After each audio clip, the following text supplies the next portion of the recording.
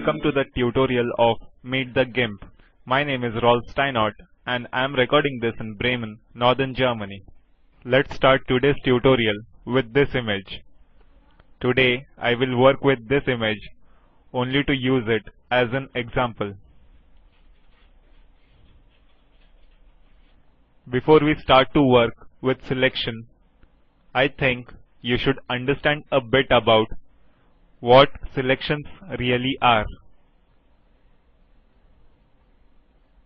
This square is a selection and this part is outside of the selection. These moving lines here are the border of the selection.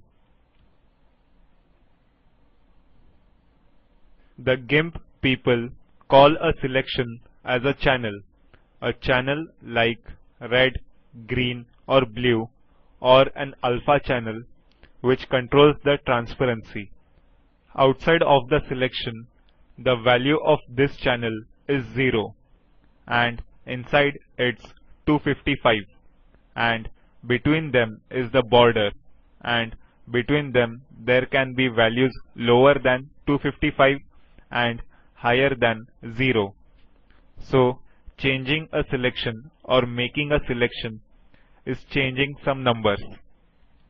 And now let's have a look at how to make a selection. For deselecting a selection, there are two ways. First way is go to Select and None. You can also use the key combination of Shift Ctrl A and get rid of a selection.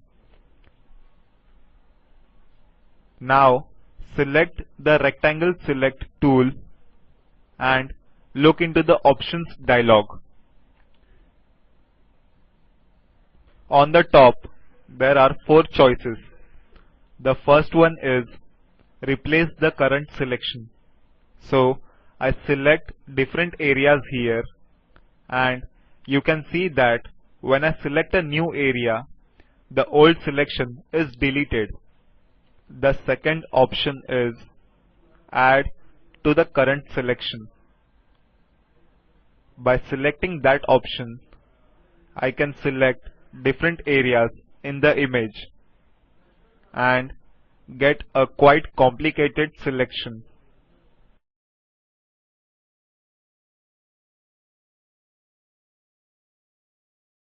And if I go to my color tabs and just pull the color over to the selection, you can see all the selected areas are filled with that color, and the area which is selected and not connected is also filled. So adding something to a selection holds every selection as 1, even if there is no connection between the parts of the selection. It's a bit complicated. Press Ctrl Z to undo the filling and Shift Ctrl A to deselect everything, and back to my options dialog. Now select a square here and select Subtract from the current selection. I select this area, but nothing happens. But when I select this area, you can see that the edge is cut out. You can see that the frame of selection stays there, and when I move it, changes can be made. So the last selection you made can be changed until you click into another place to get a new selection. You can change your work all the time. Now the last option is intersect with the current selection. Let's try that. I select a rectangle here and the area outside it is not selected, and selections which were done before are deleted, and only selection in this rectangle is kept. I can also modify this rectangle until I have the area selected that I wanted. So now we have covered 4 modes, that is replace, add, subtract, and intersect. You can replace a selection by just clicking. Adding can be done by click and shift. So let's try that. I press the shift key and then by clicking I start adding new selections, and when I press the shift key and mouse key, a plus sign appears. Now if I want to subtract the selection, I can press the control key and now I press the mouse key and start to move. You can see a minus sign. So now I can subtract the selection. And for intersection, shift, control should be pressed together and then select an area for intersecting.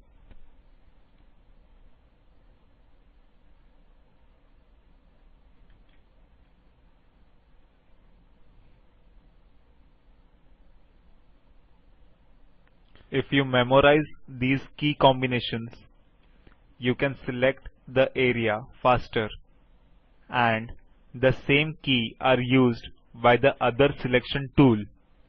So you will just have to learn them only once. Shift Ctrl A disable all the selections and brings back to my normal mode. And now let's start with other stuff here. Next option is feather edges. And when I select it, you get another option here as radius count. So I increase it a bit and select an area.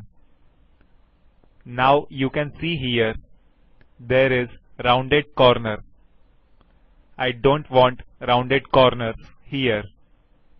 Just to show you what has happened, I will fill this with black and I zoom into the image. You can see here is a black color in the middle and it fades out near the border, and these margin ends are running in between the real black and the original image. And here the value of selection is 128. So the half black color fades inside the selection and half outside. The margin ends is the only real border of your selection when you have a hard selection. Feather edges is a nice option to get smooth selections. With feather selection, you can get a less sharp scene, and it is easier that way. Technically minded people call feather selection as Gaussian blur, and the radius I selected here is the radius of the Gaussian blur. The next option is rounded corners. It's a rectangle with rounded corner, and you can set the radius of the rounded corners. Here is the round part, and these margins are the straight parts. Here is the next option, Anti-Aliasing. This option sets the corner painting. I just fill this selection with black. And now I go back to my selection tool and I deselect Anti-Aliasing and make another selection and fill this also with black. So select the zoom tool and deselect all selections with Shift Ctrl A and zoom into this area. And here the edge is without anti-aliasing and it is either filled with black or not filled with black. And here you can see the stair of grays. Here you can see the smooth corner without jaggies, and that's called anti-aliasing. This selection does not have a rounded corner, but it's series of steps. And when I go back to 100% zoom, I can see here are jaggies and it's not smooth, but here it is smooth corners, and you can easily try it for yourself. So if you want to have smooth corners, then select anti-aliasing, and if you want to have these gray tones in here, then deselect that option.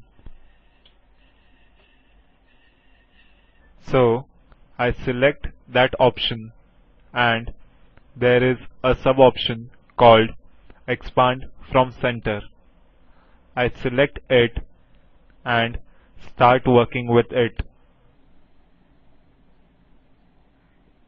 So I place a point here and I start pulling my selection from here. You can see it grows from that point, and this point is always in the middle of the selection.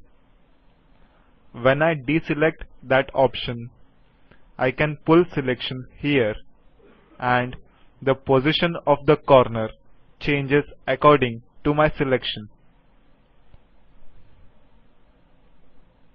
There is a key code for this. When I click at this point and press Ctrl, I have a selection from center, and the selection expands from center.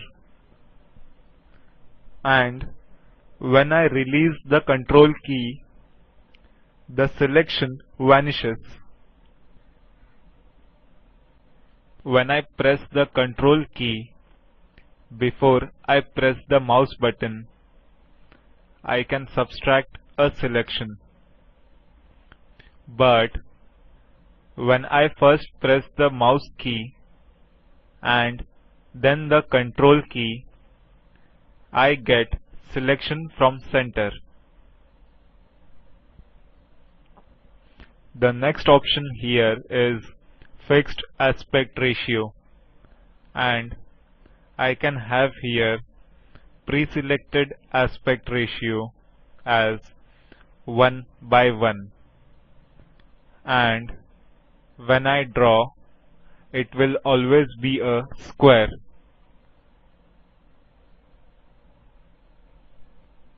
I can select here 2:3, and I always get a selection in 2:3 ratio, and switching to 3:2 gives me a selection in landscape mode.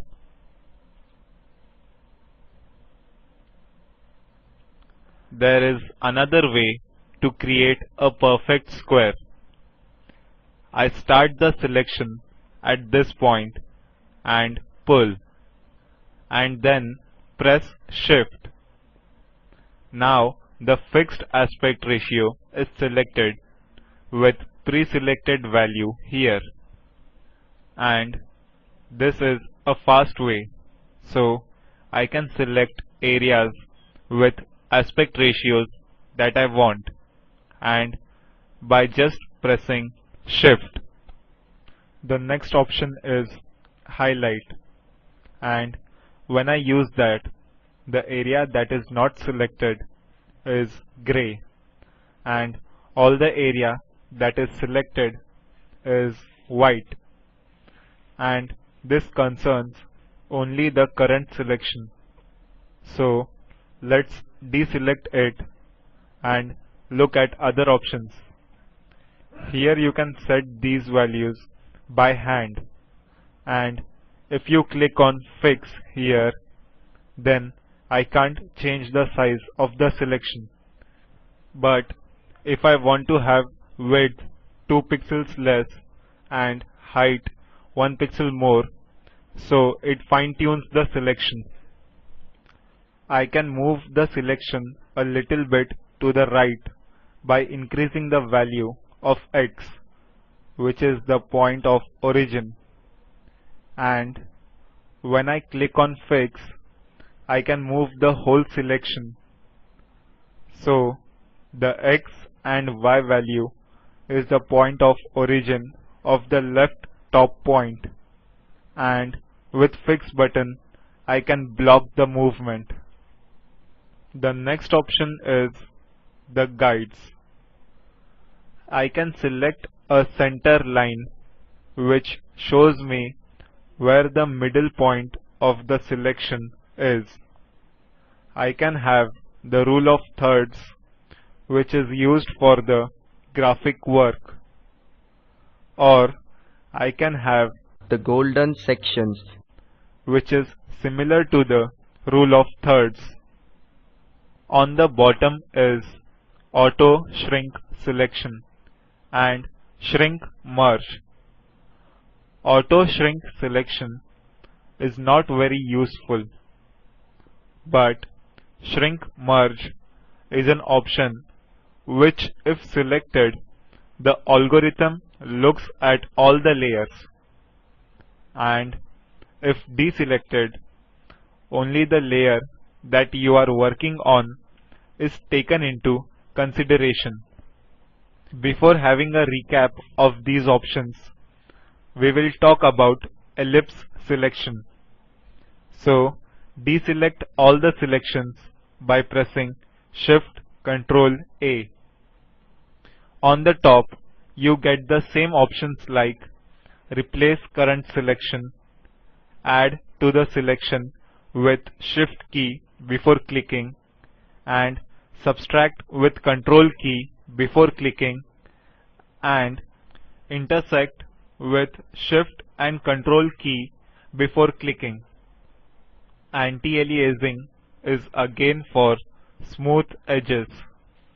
It is more important with ellipse than with rectangles because ellipse are always round. feathered edges, The same option as in rectangle. When I fill it with black, you can see a smooth gradient between black and white, and these margin ends are in between black and white. Expand from center also works the same with the Control key after clicking the mouse button. Fixed aspect ratio is also the same. After clicking the mouse button, you get a perfect circle with aspect ratio 1:1. Now let's come to the last tool I want to show you for today, and that's the free select tool. When I select that tool, I see the same options here, and also the keys work the same for add, replace, subtract and intersect. It has only two further options, that is anti-aliasing and feather edges. with same functions. Here I get the radius of the circle and I deselect it now. I select this lower part of the leaf to show you as example, and I click into the image where I want to start the selection and draw a line and follow the border of the leaf.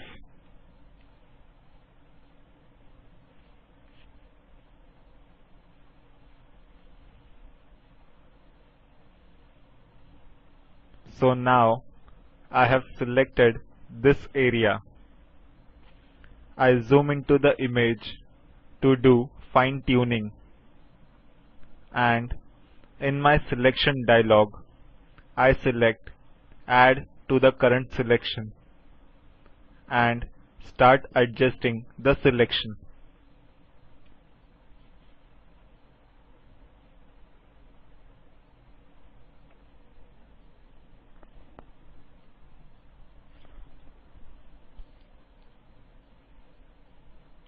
The algorithm looks for the shortest way to the point where you started the selection. For making the selection easy, I can use a quick mask. On the bottom left corner is the option toggle quick mask, and I toggle that, and you can see now my whole image is red. It is a bit confusing option because the area which I have selected and the area which is not selected is shown in red. So I go to the toggle and right clicking on it gives me configure, color and opacity, and here I can set a color, so I set it to blue. Now the area which is selected is red and all the area is blue. And now I select a pen and start painting the selected area. But before that, I change the foreground and background color with the key X. And now I start to paint.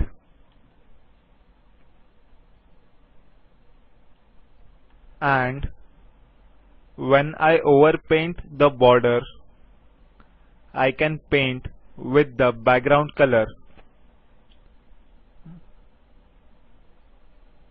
For painting, I should select the right size of the brush.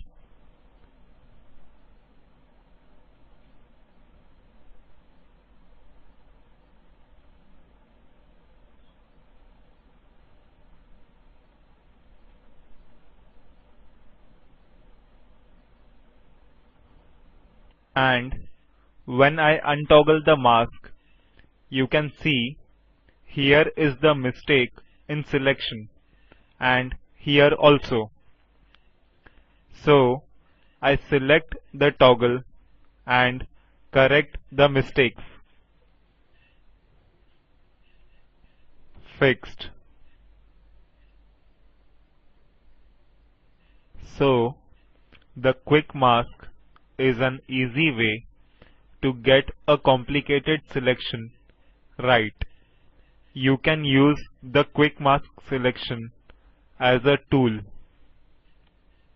You can change the opacity of the mask, and now you can hardly see the parts which is not selected.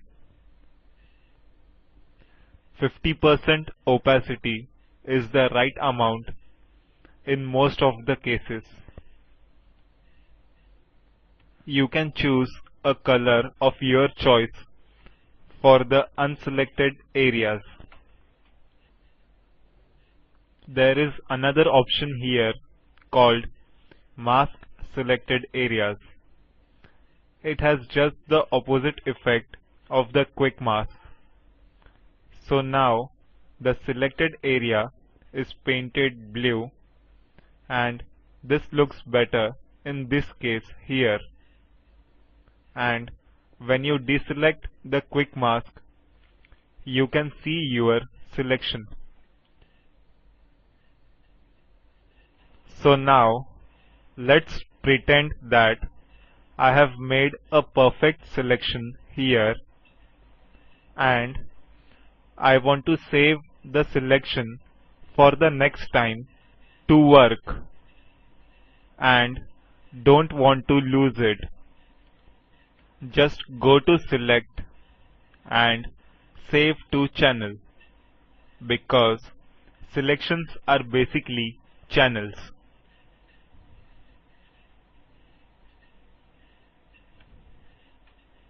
I save it as mask 1 and it will be stored with the XCF file. So now I can deselect everything with Shift Ctrl A. Select another part, and when I go back to my selection here, I can add to the selection or subtract from selection or even intersect with selection, and my selection is back here. So if you want to save that, just go to Select and Save to Channel. Goodbye. This is Hemant Vaidande dubbing for the Spoken Tutorial project.